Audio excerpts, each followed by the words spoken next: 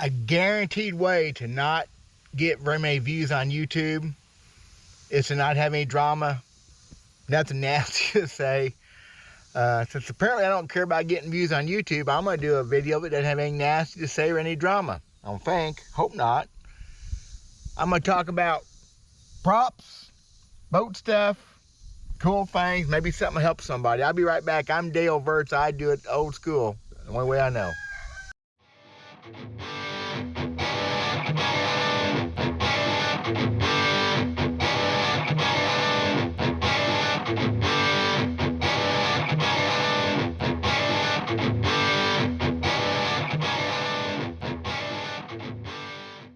So here's the plan.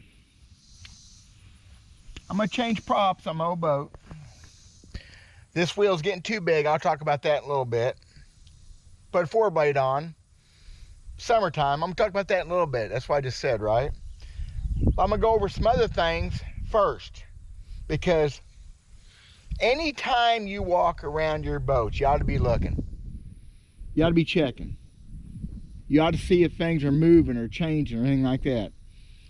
So where do you start? Well, I sold boats for almost 20 years. One thing you do is you look for obvious leaks, oil, stains, anything that is greasy. A lot of boats have splash wells. This one doesn't. And they'll hold a lot of oil and grease, fuel, whatever. So we don't need fuel leaks. We don't need hydraulic steering leaks.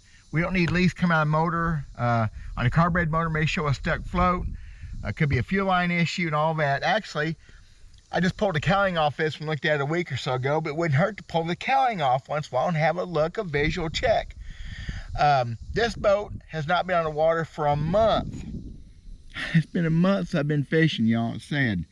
Yesterday, we took it down to Trim and Lake-O, my wife and I, and just rode around a little bit, looked for rocks, looked at sites and bluffs. It was only 97 degrees. It's a good day to be out for a couple hours. And I knew I had to do this video because I knew it was time to change prop. And yesterday, with her in the boat, a bunch of rocks we picked up, is why I need to change the prop. So anyway, visual inspection, back to that. You're looking for anything that doesn't belong, anything out of place. Truthfully, I'd be checking tightness of things, motor mounts. I saw once a guy reached out to me, moved a washer on a motor mount, and he said, oh, that's okay, that's the way it's always been. No, it's not okay. That washer moves, that nut had backed out, okay? Especially jack plates. Look at all the fasten points. Check these things out. Give the motor a good tug, a good wobble, and I got transom saver in place. Give it a shake, guys. It don't hurt, it don't take but a second. Also, one thing I can see from right here, motors have sacrificial anodes on them. There's one there, and there's one on above the cavitation plate. They're pretty nasty on this. Now those things are way more critical if you're in brackish water and salt water. I'm gonna ask my techs at Lawry Marine what they think, if they've ever changed them. I don't remember. I've never changed one on a motor myself, I don't think. If I have, it's been a long time. They're looking kind of nasty. Being sacrificial anodes, they take some of the heat off the motor.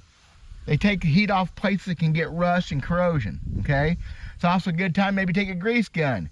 Hit your grease fittings. Not much, just a couple pumps or even a pump. These were done this spring, they're probably okay. Several zerts, find out where they're at on your motor. Talk to a tech if you're not sure, but everything I'm doing right now can be done by anybody, not just bass boat motor, any outboard motor, okay?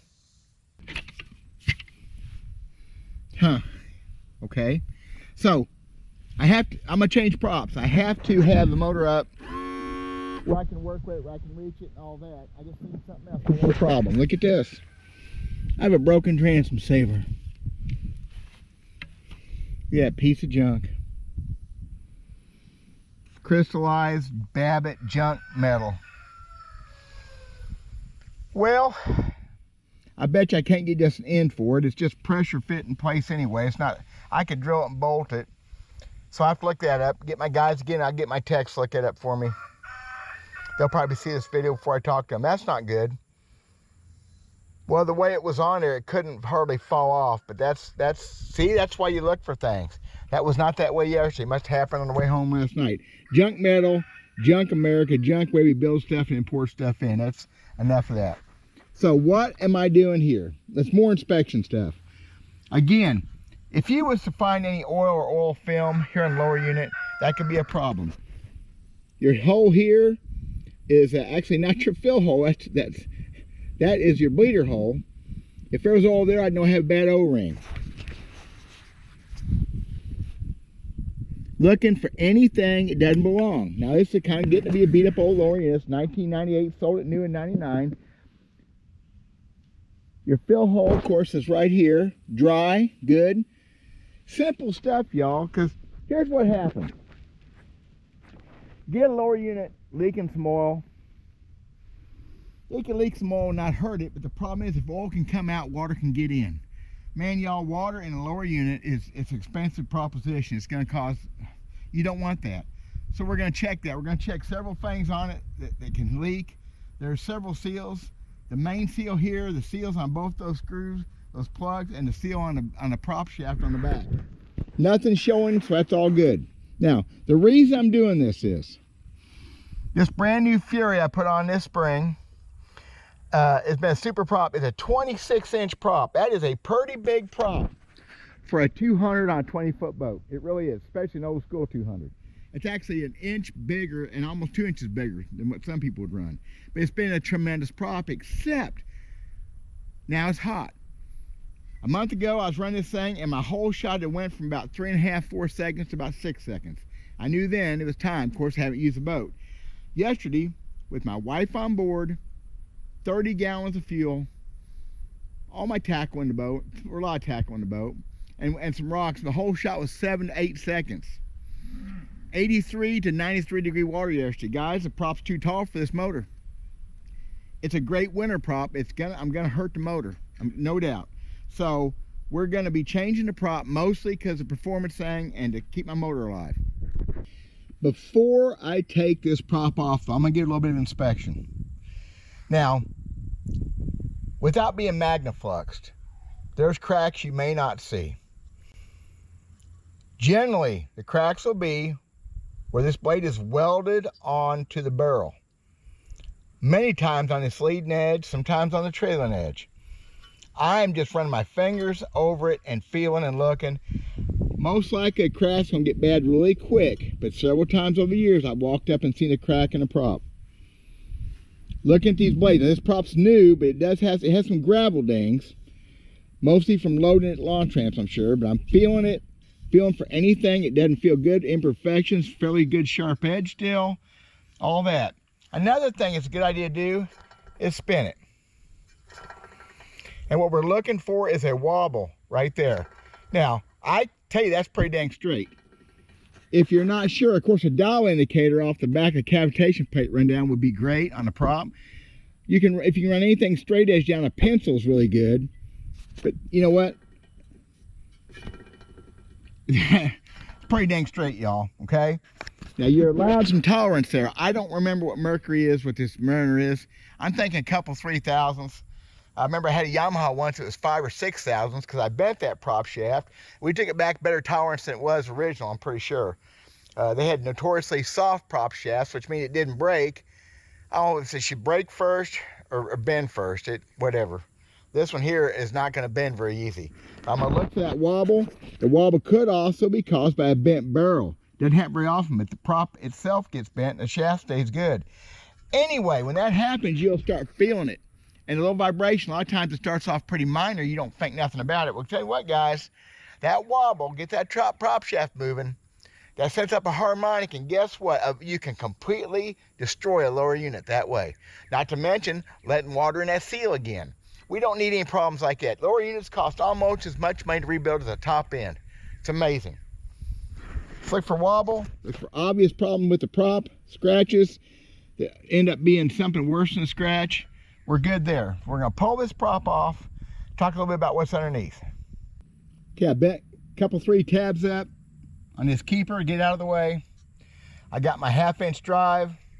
I got a block of wood. That's what you have to have. If you keep this stuff in a boat with you, or you can change a prop, that block of wood's gonna come in really handy. This really shouldn't be real tight. Not really, it shouldn't be. But if it is, that block of wood will sure save you. So I'm just gonna reach down and give this thing a pull. Like I said, it shouldn't be real tight. think after I get my, well, you know what, I'm not perfect every time. Maybe I'd have it set the right direction. What do you call it, my gear on? Yeah, okay, let's try this. Yeah, look at that. Yeah, probably on there 20 pounds, okay? That's what that takes. So we'll get this pole off and see what's going on behind it. Okay, I'm gonna allow to practice this. Before I go any further, I'm gonna check in play. I'm gonna take this prop, I'm gonna grab it, I'm gonna pull it back and forth. It can click. Actually, that one's not clicking. It can click. There is a little tolerance in there that's available. You can look up stuff on your own motor, whatever brand it is. Also, always talk to your techs if you're not sure. I'm not getting any click at all. A minute amount of click in play is generally okay. If it went clunk, clunk, we'd had a problem. Well, that didn't come off hard. I decided to go ahead and pull it off anyway. There's your rear seal. That seal has to stay perfectly in place and waterproof. Oil in, water out, okay? This thrust washer has to fit, it has to be the right one, which that's been a lot easier than it used to be because a prop sets up against it, okay? Now, it's got a little bit of damage to it, nothing major, but it starts getting wore into, you know you got problems with the way your prop's fitting. And that is pretty simple, y'all. I'm looking for that braided fishing line right there. Braid, anything bad, but braid it'll eat a seal out in a matter of a day or two.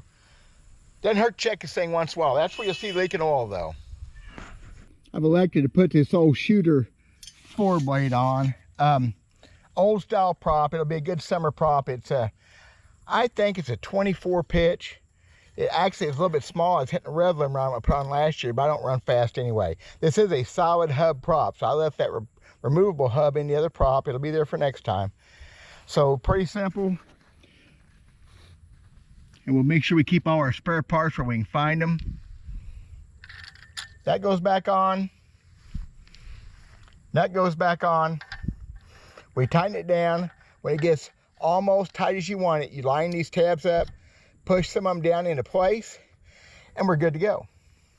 Okay, 4-blade on, locked down, tighter than the other prop because that's the way a solid hub's gonna be. It does have a little bit of click. It's acceptable, okay? Just a little bit.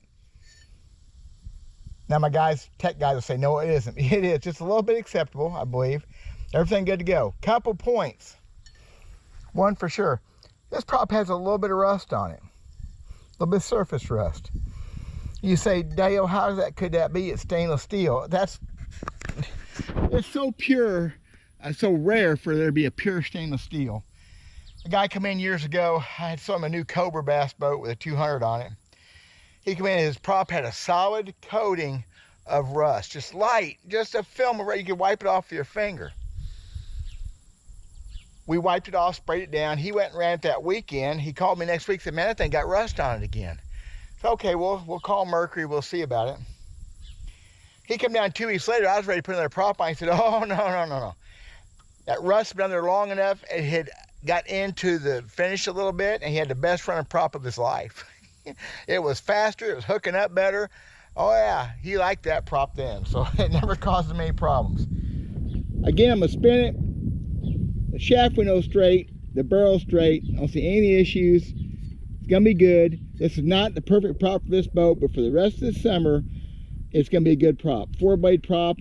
Again, I can turn this one too many RPMs even in the summertime, but I don't run my boat that hard, y'all. A transom saver, I have to get that taken care of. Now, funny thing is, my guys down at Lloyd Marine at my shop, they will see this video before I talk to them. They know what to do. They'll either order me a new transom saver, old school, probably the same daggum one, or they'll find me an end that I can put in, bolt on, the way they used to be. That's just horrible. Yeah, that's not good. I do like the old transom savers. They actually hold the weight off the boat, off the transom. The transom doesn't support the motor weight bouncing back there. Those new things, they don't work. So I might have missed some stuff, guys. I try to keep it simple. I haven't done this in 20 years to speak of. Golly, 24 years I sold boats and worked on them to speak of. Still basic things. Look everything over. Look for issues. If something doesn't seem right, find out. Talk to your tech. Things cost a lot more money if you let it go, if you let it run away. Speaking of money, so are bad sunglasses, I know. 4th of July sale extends through the end of this month. Buy a pair of these great fishing glasses. Get a second pair, 60% off. One pair of glasses isn't enough, you gotta have two. Mossback green and low visibility yellow, and you're good to go. Bottom line, how's that? Thank you guys for watching. Kind of a, maybe not much of a video, no drama. Well, I guess there's old school drama. I will put that back on, by the way, with that on top, and I'll tie that around that roller just to be sure, because I'm thinking about going fishing tomorrow. We can't have that falling off going down the highway, creating all kinds of drama. God bless you guys. Talk at you later.